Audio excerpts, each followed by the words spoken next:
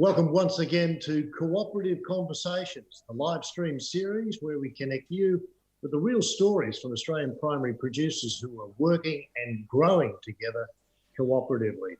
Hi, I'm Pete Lewis, and one way or another I've been helping Australian farmers tell the great stories of Australian food and fibre production for the past 25 years. We've just been chatting with Stephen Fandy from the Oz Group about their cooperative on the mid-north coast of New South Wales around Coffs Harbour. They're in the berry game, and he explained very eloquently how joining forces to work together has delivered better returns. This is an excellent springboard to now talk about how small producers can gain market power by working together. Joining us for today's roundtable discussion are three outstanding business leaders, agribusiness leaders, working with cooperative farming models. We're delighted to welcome Dick Brute-Obing from the Eat Truffle Marketing Co-op from Braidwood in the southern tablelands of New South Wales. Good to see you, Dick. Greg McNamara, a fifth generation dairy farmer on the north coast of New South Wales and a former chair of the Norco co-operative. Great to see you, Greg. It's fantastic to have Doriana Mangili back with us from the Sweeter Banana Cooperative from Carnarvon in Western Australia. And of course, as usual, to help us point it in the right direction, we have Melina Morrison, who is the CEO of the Business Council for Cooperatives and Mutuals. Welcome one and all, and thanks again for your time. Before we start though, if you have a burning question as a result of tonight's topic, ask away to our online team via our chat box, which is located on the right side of this stream. And don't forget, you can also vote for your favourite question via the vote button. We'll try and get to as many of those questions as possible in the time that we have. Now, as we indicated, we've just heard about the enormous growth of the Oz Group that has occurred in a relatively short amount of time by joining forces and pooling resources and marketing power in the production of blueberries. Dick, truffles is a product that is really seeing some growth here in Australia over the past 5 years. I guess you could relate to the growing pains of the Oz Group. Tell us a little bit about the Eat Truffle Marketing Cooperative, how it formed and what it does. Well, thank you very much, Peter. Yes, indeed, the truffle season has just finished and we're just starting to put our feet up and get into other things. But our co-op is a small co-op. It probably started around 2010 when enthusiastic people started talking about forming a cooperative together. And after a long period of time, the cooperative was finally registered in 2017. We decided to market as Eat Truffle, standing for Eastern Australia Tablelands Truffle. And we thought that was a very appropriate acronym. And the majority of our growers are all located in the Eastern Australian Great Divide, from as far north as Armidale and as far south as Jindabyne. But the two main clusters are around the Canberra area and around the central tablelands. The truffle co-op was set up, I think, initially because we realised that as a single truffle farmer, this was very labour intensive to be a farmer, marketer, travelling salesman, courier, and then also to have to cope with ad hoc sales of the truffle in a very short season. What was very important with forming a co-op is everybody who has joined us realises that they have economies of scale now in order to expand our truffle industry, and all the individual members have ownership. And ownership, I think, is essential with any particular co-op. We were lucky to get a grant from Farming Together in 2017, which really gave us an enormous kickstart. And this enabled us to get professional help, to carry out a marketing research project, to incorporate a produce inventory software, to have money to do some research into truffle washing, package, transport, and truffle storage, and also food accreditation through HACCP accreditation for some of our members as well. And this really gave us an enormous boost. The truffle industry in Australia is now the fourth largest truffle producer in the world. We're only small players in this. The majority of the truffles come from Western Australia.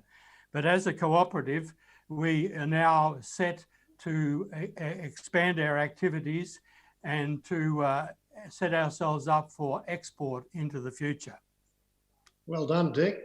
Well, from one of Australia's newest cooperatives to one of its oldest, and Greg McNamara, I guess what goes for the Eat Marketing Truffle Cooperative, I guess goes equally for Norco. You've been in the game for 125 years, and each and every one of those challenges and opportunities that Dick outlined would apply as well.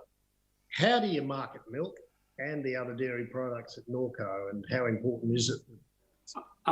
Thanks, Peter. I think that the benefit of being around a little bit longer than what Dick has described is that we've actually been able to build a solid marketing team, sales team, logistics team to actually do the things we need to supply product pretty much across the Australian landscape and into the export market. So as the business has grown over time, it's been able to source people into our employment that actually allows us to have an advantage over probably some of the smaller businesses starting up, and we've been very aware that even though we live in an environment on the East Coast that doesn't always have access to good people, we can attract good people now because the values of cooperatives are growing. That collective thought process, that building a sense of community is important. So as Norco has grown over time and we've seen the industry evolve, we've now come back almost full circle when the business started in 1895 around farmers that owned the business, elected people to their board, who actually who employed people to run the business. So we've very taken, you could say that we've taken on the new mode of people wanting to actually have a connection to their community and to the people that actually grow their food. So as our business grows, we've created channels in the market. We market into the retail channels, the Coles, Woolworths, the Aldi of the world. We've got access to those markets. But we've also built a solid distribution market in what we call the route trade, the cafe market, small corner shops and those sort of areas to make sure that we aren't 100% reliant on any one customer. Now, you've, as we indicated, have had a lot of skin in this game for a while. For you, what is the cooperative competitive advantage? What is it about co-ops that give you the edge? Yeah, we've in our new marketing campaigns, we've actually very much centred our marketing around our farmers. So you'll see our farmers in the ads, you'll see them on billboards, you'll see them on milk bottles from time to time. So it's that authenticity that we're an Australian-owned company, that we actually care about our people. And you're also judged on what you do in the community. I don't think people should underestimate how important community values are and this new drive to actually build a sense of community, especially the new COVID-19 environment we work in is certainly building that environment. We want to build an Australian manufacturing sector to ensure that we have food every day on our plate. Doriana, regular viewers of our series will know that you joined us a little earlier to tell us the fabulous story about the Sweeter Banana Cooperative there in Western Australia. But for people coming in fresh, tell us a little bit about how it was created and what's your point of difference in the banana market. Yeah, so Sweeter Banana was created around 20 years ago by a group of growers who are unable to compete with the larger, sweeter, prettier Queensland banana. So we were selling it below the cost of production and sort of going broke very, very quickly. And the growers decided to get together and essentially create a brand. And from that, creating a brand and creating a product with a point of difference, which was our smaller Sweeter Banana, we've created our packing operation so we can standardise the processes, all packed to the same standard. We can also do all the things that in terms of food accreditation to be able to access all those markets in the supply chain. And by working together, creating that volume, it allows us to access the bigger markets. So you're talking about, as Greg said, the Coles, the Woolies, the Aldis, all the different market segments. As a cooperative, you can access that, whereas as individual producers, it's very difficult to get into those markets. And product differentiation, by working together, you can fund collaboratively a marketing program to then promote that point of difference. So in its simple terms, it's we pack bananas and we sell them, but obviously it's a lot more than that. It's getting right into that supply chain, and it allows us to sit on the same level as the big corporate players and behave in the same way, but while still being able to grow bananas on our small family-run farms. And anybody who's spent any time at all at your splendid new sporting stadium in Perth will know that you very proudly show off the Sweeter Banana story at that footy and cricket ground, don't you? We have, yes, we had an event there, and we covered the stadium with Sweeter Banana signage, which was very exciting. Everybody, Melina, in ag is looking for that little edge, that little point of difference. Bring us up to state, with the state of play when it comes to marketing of primary produce. How is it generally done? Is it by industry bodies or by the smaller producers themselves? And why do you think a cooperative approach works so effectively? Thanks, Pete. Yeah, well, I think we've heard some great examples just now of why the cooperative approach works really well. It enables that economy of scale. It allows that collaborative marketing campaign. The holy grail, as Greg said, is really farmer owned and produced. It provides that provenance that people are after, the clean, green ag produce that we're all after, but also the connection to the farmer's story. And whether it's done by an industry body, and we've seen very effective campaigns on Australian wool, rice, cotton, seafood done by industry bodies. Again, that's a kind of collaborative approach because the members of those various councils pay money towards the collaborative branding. Or whether it's done by a co-op, it's all about creating the economy of scale and the consistency of supply of the product to keep serving that market once you've set up a great brand, put out your shingle and said, this is what you get here. I will say that the one advantage I really think that a co-op has is that the farmers own the marketing brand.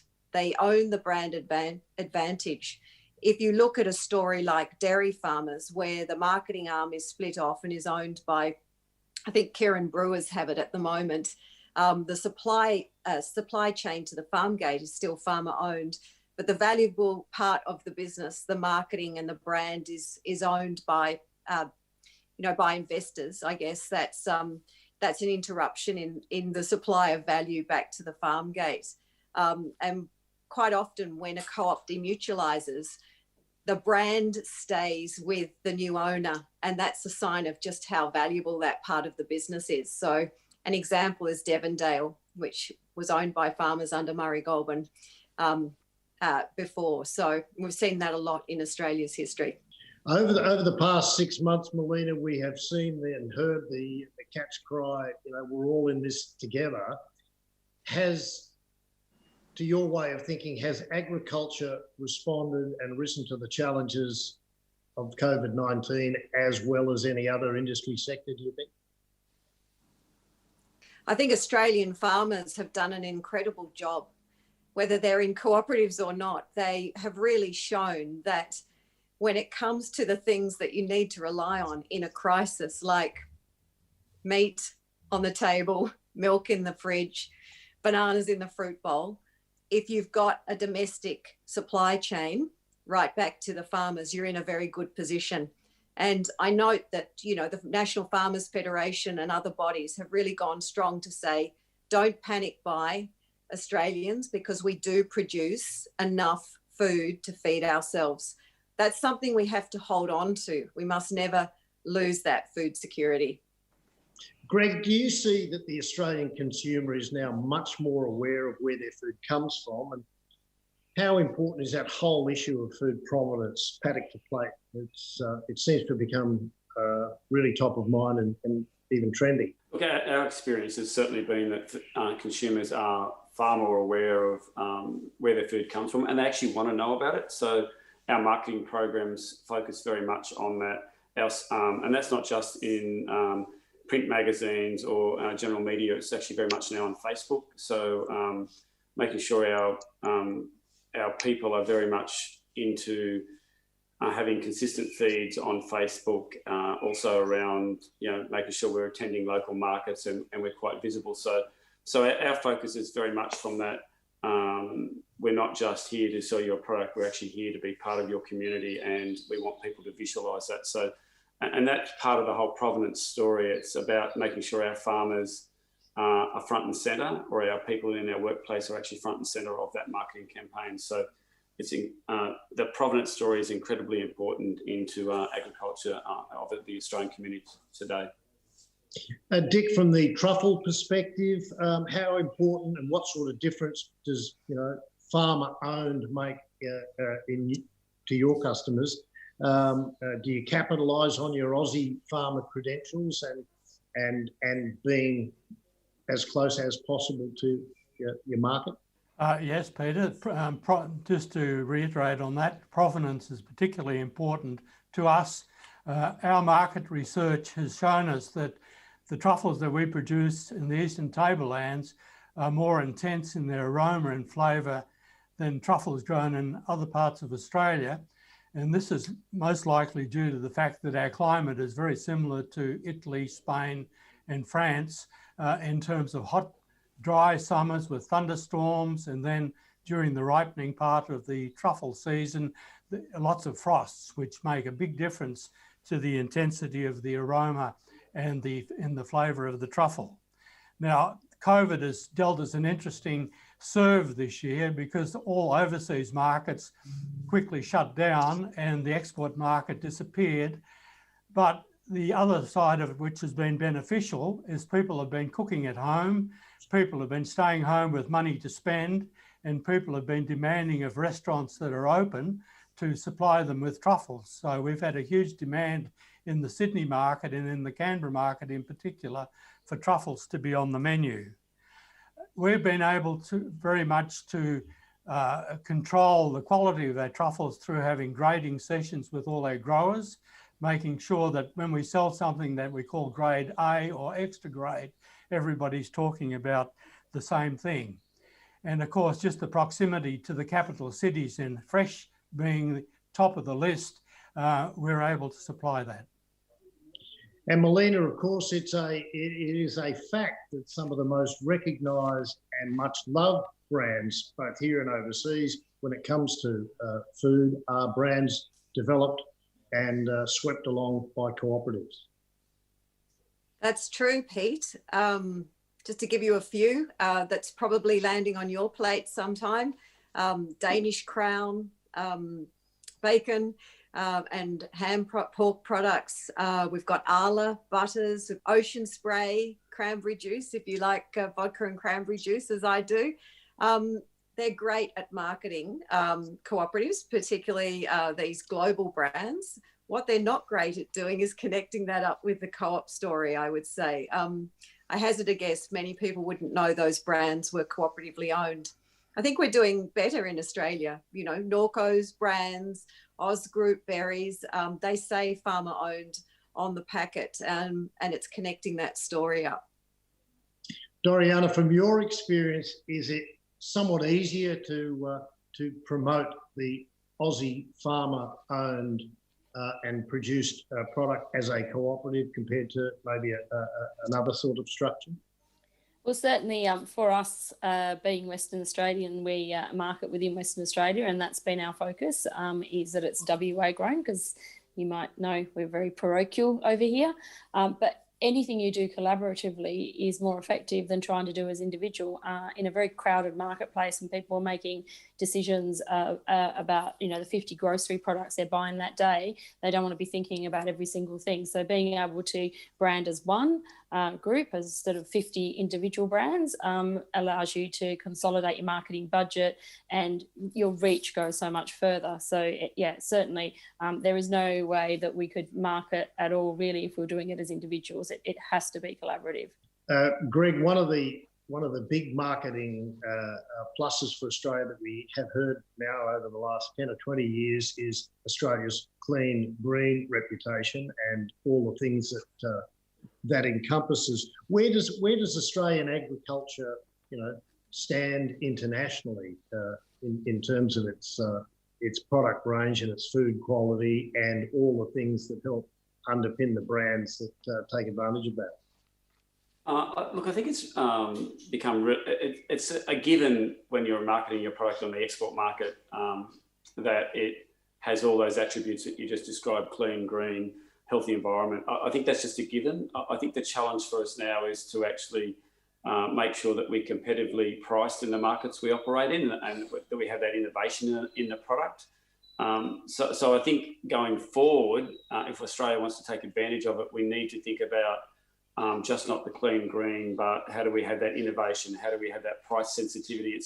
International markets are incredibly sensitive to price, and therefore we need to find those innovative ways to, if we're going to be more expensive, we've got a very expensive labour market in Australia, and logistically we're so spread, as Dick described, we're so spread out that we need to actually find ways to make sure that whenever we market our product, it's actually at a competitive price to our competitors, whether that's New Zealand or whether that's something from Argentina. Oh, well, you mentioned the Kiwis. Are there lessons to be learned from their spectacularly successful 100% Pure campaign? It seems to hit all sorts of buttons about all the major things that you want about your product, including aiming, as you just indicated, for as much as possible a premium price for it.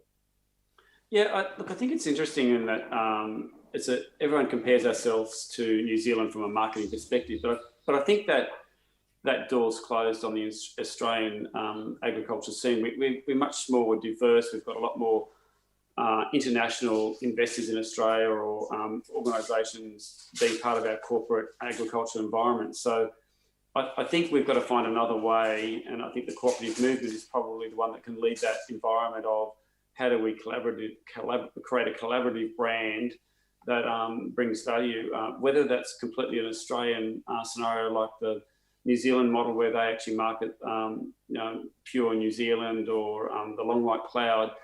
I don't think Australia's necessarily got that advantage, but someone else might have a different view of that. Dick, you've got as we said, a niche industry, I guess a luxury aspirational product in truffles. How do you go competing against some of the very formidable competition internationally from, you know, what's generally regarded as the home of truffle? Well, as a stroke of good fortune, of course, we're in the Southern Hemisphere, Peter. So our truffle season is 6 months different from the Northern Hemisphere. And as such, we do quite well in being able to export back to the Northern Hemisphere in their summer. Our main competition really, I guess, is with Western Australia, which produce the bulk of truffles in Australia in terms of export numbers and amount. But we're working very much, again, on the quality and the consumer demand by chefs of our particular brand of truffles, and trying to make that as distinctive as possible. We know that our industry, or our co-op, if it's going to survive, has to export in the longer term, and therefore we're trying to break into different export markets selectively. But in the meantime, most of our demand comes from the domestic market as such.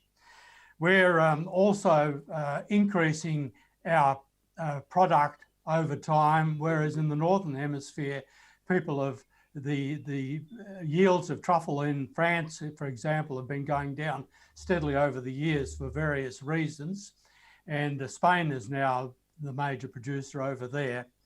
what will happen from this point on is with the export side of it is that we're going to be looking at value-added product as well and being able to combine that with non-competitive industries. As an example, combining it with butter in the lobster export market.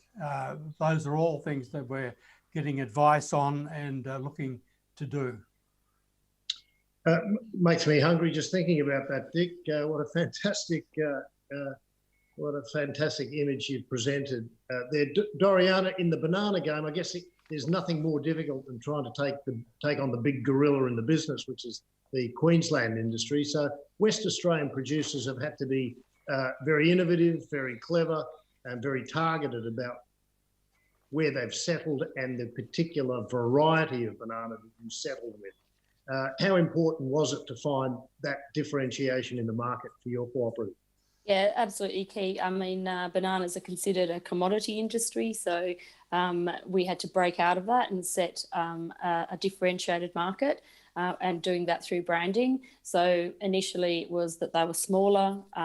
We focus now on the sweetness, we focus on the provenance, we focus on the fact that we are spray-free, and you don't need to reinvent yourself every 5 minutes, but you do need to evolve and meet the market in terms of what the market expectations are, because that does change, and people are looking for different things as community attitudes change, I guess. So you've always got to keep in touch with your market and work out what is important to them now and evolve that message. And the other thing we've had to do is try and find a home for everything. So initially it was the lunchbox banana. We then had a lot of second grade produce that we were throwing out. So we came up with a product called Smoothies, which was a sort of less than perfect bananas that is being sold in retailers since 2009.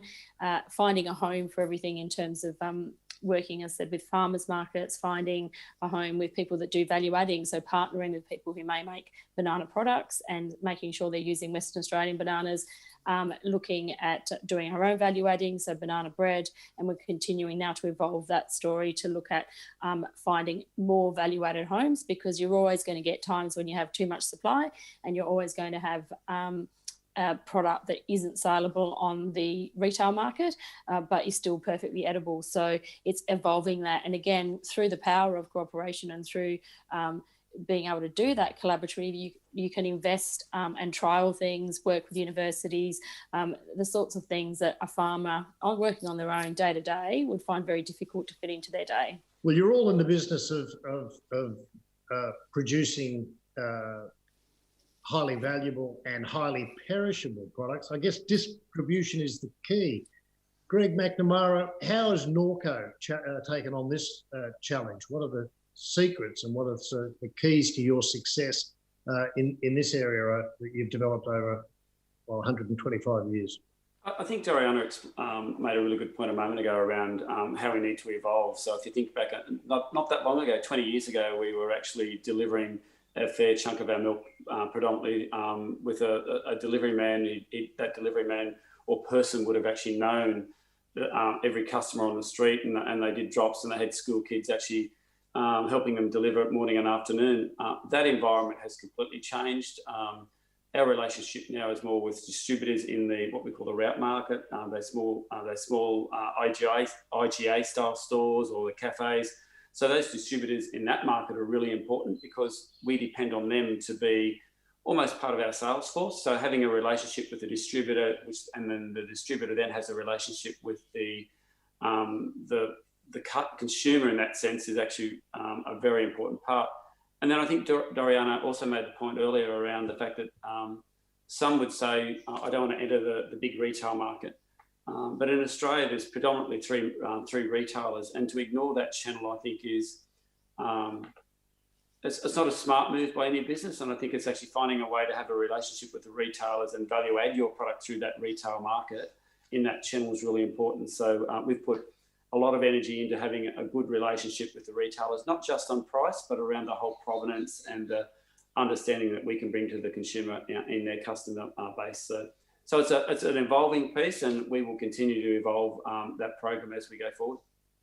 Well, the price of milk has certainly generated enormous amount of controversy. It's been a huge issue for your producers. But as you say, in the Australian context, given the power of the big supermarkets, you really can't cut them out of the equation.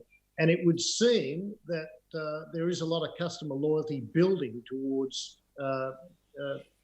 private brand milk, such as yours, and keeping those big name brands supported despite the price competition that you come under. Yeah, look, and I think we spend a lot of time talking to our own members around how important it is to have a relationship with the retailers.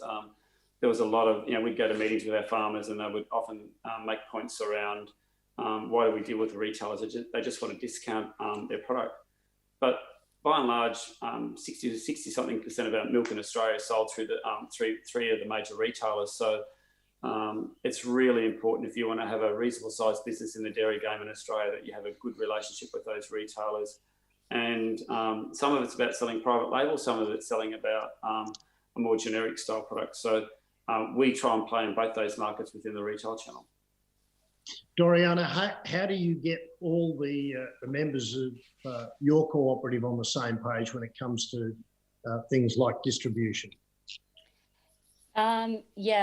Just going on what Greg's just said, completely support that. It's about communication and ensuring that all your producers are aware of how the market works, because sometimes farmers see their responsibility as just up to the farm gate and they don't really understand what happens beyond that. So as part of our growth as a co-op, as we are learning, that knowledge is passed on to our producers so that they are learning also as well and becoming familiar, because that's important as well, because some of those producers then become board members and become the leaders in the cooperative. So it's really important that everybody begins to understand and be on the same page about the marketplace.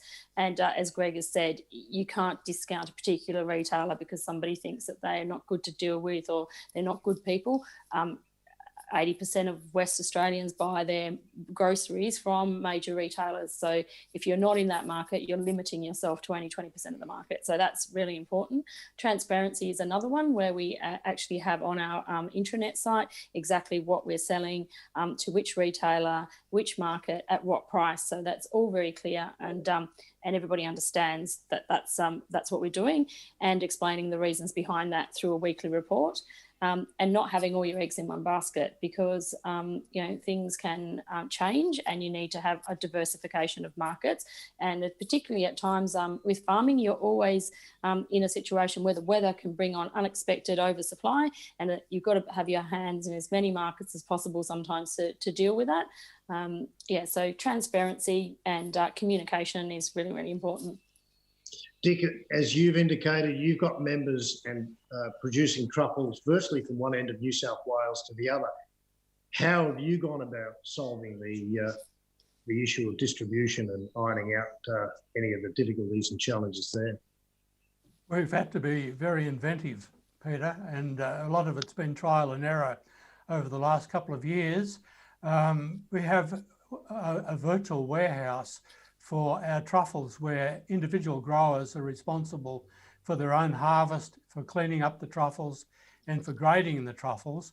But when it comes to delivering to the customers, if we have to combine shipments, we try to organise so that truffle growers that are relatively close can combine their shipment to send out in one particular package. We've had to use Australia Post, we've used couriers, we've used individual members driving to Sydney or taking truffles into Canberra. The problem with packaging is one that we've addressed so that we can make sure that truffles stay at 4 degrees over 48 hours in an insulated package if it gets sent. Things have gone astray with frustration, but in the future, when we produce more truffle, we'll probably look to having one particular refrigerated or two locations where truffles can be stored before they are distributed. The WhatsApp part of software works very well. We can communicate with each other almost straight away, saying customer X wants so many truffles, who can supply, and immediate response from our members.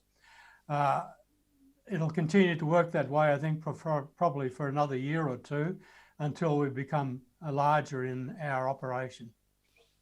It sounds like it's the collaborative approach has certainly proved effective. Melina, can you see that forming a cooperative would help in the distribution and the relationship building part of these businesses? Well, I think we've heard three really great examples from the speakers of how it's helped. You've got the economy of scale that creates the opportunity to trade into a retail distribution network like the large supermarkets. But you also get the bargaining power along with that, so that you can get a better deal for the individual producers by having more bargaining power with that part of the distribution channel. Because if you don't own it from one end to the other, you are at some point going to have to negotiate into it, and you want to be able to collaborate. But Dick's just pointed out that the third way that it's helping is really through cooperation amongst people, and thinking of innovative and inventive ways of managing even the most niche and refined distribution trail that could be from paddock straight into the restaurant plate.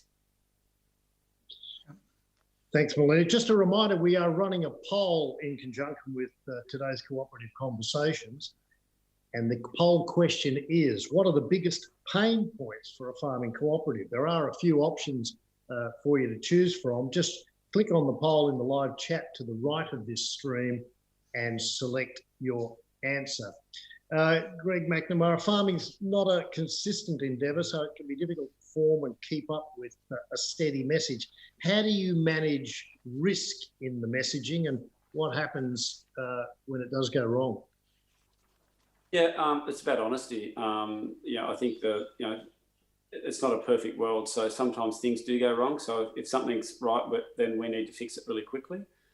So we do that, and the messaging, depending on and knowing what the message is and who it is to, but there should be a genuine consistency amongst that message. So if you're talking to the consumer, then they need to understand that the farming community would also understand that same messaging. So we don't employ what would you call it, people to make sure that we're over-sensitising the message. What we want to do is actually make sure that there is a level of integrity behind the message, and it's open, it's transparent. And so we do that right across the business. The members get regular updates, the employees get regular updates, and the consumers are certainly updated by this social feeds that we put through Facebook on a regular basis. So I would say it's about openness, and if something's not quite right, then you need to be very transparent about how you're going to fix it. Doriana, farming often brings together, or invariably brings together, a lot of rugged individualists, and they have rugged individual views about how things should proceed from time to time. Does it often make for a pretty willing and robust discussion about the important directions of your cooperative? Yeah, of course. And I think passion is one of the things that brings people together to form a cooperative. So without that passion, you wouldn't be here. So that's quite understandable. But over the years, obviously, sometimes cooperative is not for everyone. So people do leave and want to go their own way, and that's fine. But that's sometimes a benefit for the remaining members who can be on the same page. We do have robust discussions, and I think that you get everybody's point of view. Everyone's looking at things from a slightly different angle, and but once you get to that consensus at a board level and with your members during our annual strategic planning, where everybody comes along and we reset the strategic plan for the next year, look at what we've achieved and see if we're still on the right track or if we need to change. When everyone walks out of that room, they're all comfortable with the vision. And again, it's about communication, it's about transparency and sharing. And just recently, we've had an issue with, obviously we can't get staff in the regions in horticulture at the moment. It's without the usual backpackers and travellers that come to do the seasonal jobs. We made a decision that we needed to pay our staff more and implement some bonuses. and we communicate to our members the reason why, and we're actually paying people to not work. We're paying them for extra few hours a week to not come to work, just to keep them with us until we get through our quieter winter period. We had some growers obviously raise that with us and discuss, you know, that's pretty foreign, telling a farmer you've got to pay people to not to work. But you know, again, through that communication and trust, they came on board with that, and now we're starting to see some real staff shortages, and they're on side. So I guess, yeah, robustness is good because it gives you the opportunity to then explain why, and then everyone's on board. So the JobKeeper scheme was actually invented in Carnarvon, everybody. So that's well done. Dick, it's only early days for your cooperative, but how have you gone managing those probably not inconsiderable egos and individuals within your co-op? Well, Peter, I think the main issue I think that a lot of co-ops face, and ours has in the past, is having members think of the co-op as being themselves rather than them versus the co-op. Because the worst thing that can happen with our co-op is if individual members sell their best truffles privately and then sell the rest of their truffles to the co-op. So the co-op is really left bearing the cost at the expense of one of the members. I think we've been generally successful in having people come around to the way that all in is better than half in, half out, and doing your own thing. The only way that this is going to work well in the future, of course, is if we can have a big enough turnover within the co-op so that people can see the obvious advantages in terms of both labour and in terms of reward. Melina, are we particularly seeing in 2020, and given the enormous challenges, not just COVID-19, but obviously there's been seasonal factors, drought and other events that have affected food production. Are we seeing a renewed focus on cooperatives because of that collaborative together approach, helping people through these big challenges? Well, we're certainly seeing a renewed focus on the need to cooperate in order to survive and hopefully thrive through this current crisis, but also some of the other conditions around farming that are making the sustainability of it more volatile. There's a lot shifting in our export markets that have to do with geopolitical forces. Climate events seem to be much more extreme. So there are issues around how farmers provide themselves with risk protection and insurance. And of course, now with COVID, there's just so many issues. As Doriana has said, anything from supply chain disruption through to how are you going to get your seasonal labour. So traditionally, the journey of many cooperatives is to respond to crisis, to market disruptions by acting collaboratively or collectively or cooperatively. And that's what we're seeing. And combined with that, there is a resurgence in interest and awareness of the cooperative business model. And that's the kind of formalised structural way, I guess, that farmers and producers in different sectors can think about working together to problem solve and to grow their bottom line, their profits and their sustainability. As we've seen throughout this series, though, cooperatives have an enormous and potentially and in actual fact have an enormous impact on the communities in which they operate. And Doriana, you're currently in the middle of the Gascoyne Food Festival. How important is it for members of your cooperative to be really actively involved in that? And then how does that also then reinforce your brand and your labelling and the whole issues of regional provenance? Yeah, well, it's just a fantastic way of getting people from outside our region into the region. So you can do all your marketing in the metro areas where most of your customers are, but to really tell your story, you need those people to come and see, visit the farms and see what you do. So this festival, we bring chefs, we bring media, we get a lot of government representatives, ministers, all kinds of people involved in the supply chain, retailers coming to the region.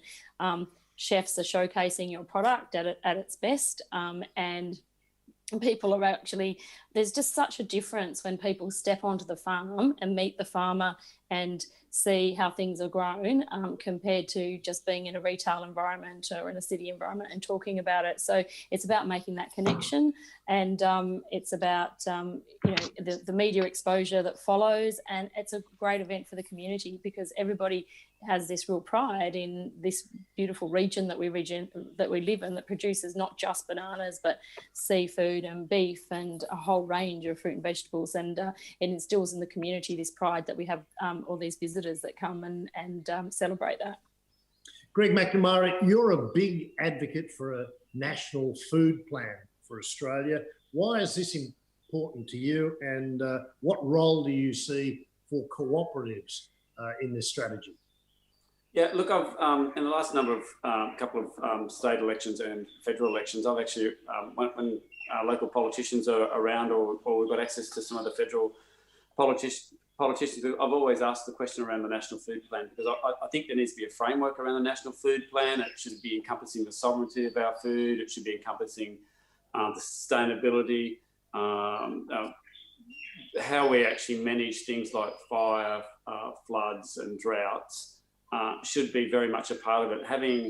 I'm very much against consumers putting money into tins at the front of a supermarket or the local cafe to actually support farmers. We should have a viable farming system that is vibrant, that people want to be a part of it. And when we actually unknowingly denigrate the farmers that actually produce food because we're asking them to take go and get money from the Salvation Army or some other agency, I don't think we're actually being fair to the long-term future of farming. And if we want our farmers to have the next generation and encourage our children to be farmers, then we need to have a positive environment on farmers. Farmers need to feel good about themselves. So I'm very much in favour of developing a plan that actually encompasses a broad-reaching framework that ensures that we touch every part of the puzzle that should actually build a sustainable farming system in Australia.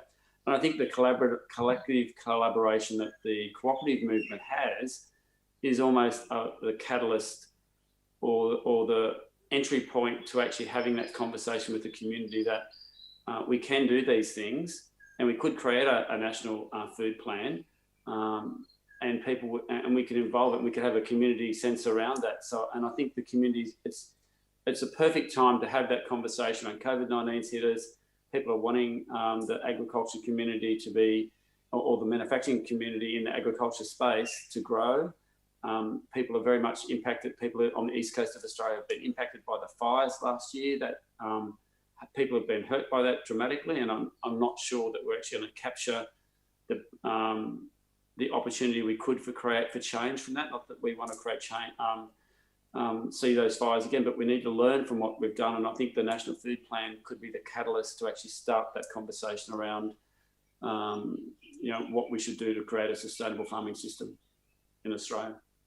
Well, thanks very much, Greg. We're just about out of time, but I really did want to thank all tonight's presenters for making themselves available. Once again, we had Doriana Mangili from the Sweeter Banana Co-operative at Carnarvon in Western Australia. Great to have her back on the series. Dick Brute-Obink from the Eastern Australian Tablelands Truffle Marketing Co-op, or EAT Truffle Marketing Co-op, based there at Braidwood in the New South Wales Tablelands.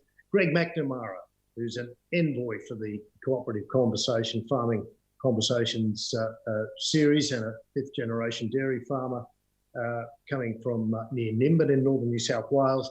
And of course, Melina Morrison, the CEO of the Business Council of Cooperatives and Mutuals. This live stream series is part of Cooperative Farming, a new online education resource for farmers. Also through Cooperative Farming, farmers, fishers and foresters, as well as members of cooperatives, can access educational bursaries that cover up to 90% of course costs for relevant cooperative education. You can jump online at coopfarming.coop and learn out how you can find out more about that. You can email Co-op Farming at coopfarming www.bccm.coop. Once again, a big thank you to our guests for being part of tonight's roundtable. Coming up next on this series, later this month, we'll be speaking to Emma Robinson up in Charters Towers in North Queensland. And Emma will be talking to us about why members are so important to cooperative, the successful running of cooperatives, and how to get consensus and engagement, a critical conversation for all co-ops, I would have thought. Full details of all those episodes and everything that we've done so far and everything that is to come, you can head to conversations.coopfarming.coop. And remember, all 7 episodes are available both now and on demand. Thank you very much for your company tonight. We hope you've enjoyed tonight's roundtable, and we look forward to seeing you next time.